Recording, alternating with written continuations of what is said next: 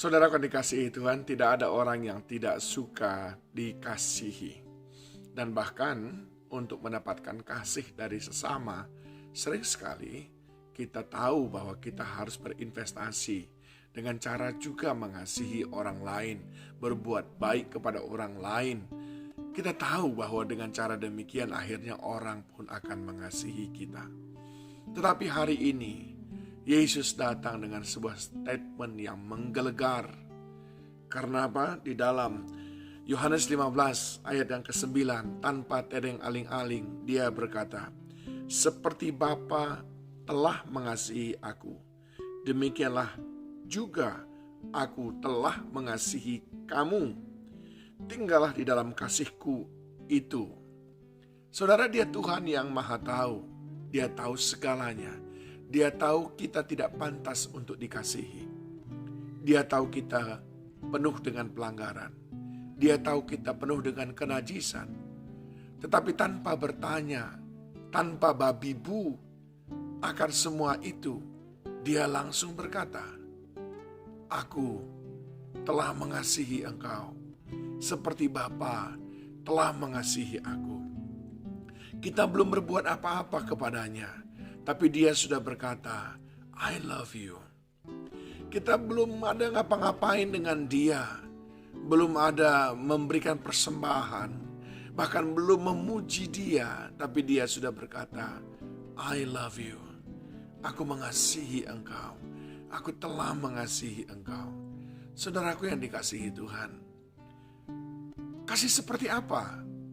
Kasih seperti Bapa mengasihi Yesus Kristus. Saya membayangkan bagaimana kasih Bapa kepada anaknya. Tentu saja kasih yang sempurna. Tentu saja kasih yang tidak bersyarat. Tentu saja kasih yang sangat intim. Dan tentu saja kasih yang abadi. Maka kasih yang sempurna, kasih yang tidak bersyarat, kasih yang sangat intim, kasih yang abadi, itu pula yang Yesus berikan kepada kita tanpa memandang rupa, tanpa memandang siapa kita. Itu sebabnya dia berkata, karena begitu besar kasih Allah akan dunia ini. Kasih selalu menjadi alasan mengapa Yesus datang dalam hidup kita, dan kasih selalu menjadi alasan mengapa dia mau mengorbankan segala sesuatu, dan kasih selalu menjadi alasan mengapa dia datang mendekat kepada kita ketika kita masih belum bahkan mengenal dia, ketika kita masih bergelimang dengan dosa. Nah, saudaraku yang dikasihi Tuhan, akhirnya pada ayat ini Yesus mengatakan, "Tinggallah di dalam kasihku itu." Nah, Yesus melakukan tugasnya, melakukan bagiannya, yaitu mengasihi kita. Lalu dia meminta sesuatu kepada kita, yaitu tinggallah di dalam kasihku itu. Itu permintaan Tuhan kepada kita yang sudah sangat dikasihinya. Dan hari ini kita diajarkan bagaimana caranya tinggal di dalam kasihnya itu.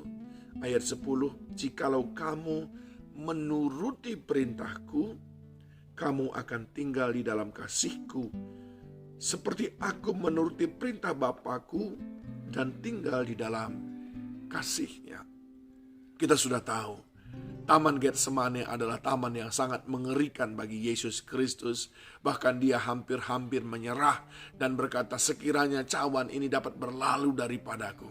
Namun selanjutnya dia berkata, "Bukan kehendakku, melainkan kehendakmu." Di sana dia menunjukkan ketaatan yang luar biasa kepada perintah Allah. Sebab perintah Allah adalah engkau harus menyelamatkan manusia dengan mencurahkan darahmu. Itu kepada perintah Bapa kepadanya. Dan dia taat menuruti perintah Bapa di surga. Itu pula yang Yesus inginkan, supaya ada pada kita. Kita menuruti perintahnya. Kita mengikuti firman-Nya di dalam hal ketaatan, dalam hal kekudusan, dalam hal memegang teguh iman percaya, dalam hal menjaga pengharapan, dalam hal mengasihi satu dengan yang lain. Di sana Allah ingin supaya kita menuruti teladan Yesus Kristus. Maka dengan demikian kita tetap tinggal di dalam kasih Tuhan. Pertama, Dia terlebih dahulu mengasihi kita. Yang kedua, Dia mau melanjutkan kasih-Nya itu untuk selama-lamanya. Sebab kasih yang Dia berikan adalah kasih yang kekal. Namun Dia meminta kepada kita cara untuk tinggal dalam kasih-Nya itu, yaitu menuruti perintah-Nya. Kiranya firman ini boleh menolong kita semuanya semakin hari semakin tinggal di dalam kasih Kristus melalui ketaatan kita mengikuti perintah-Nya. Tuhan Yesus memberkati.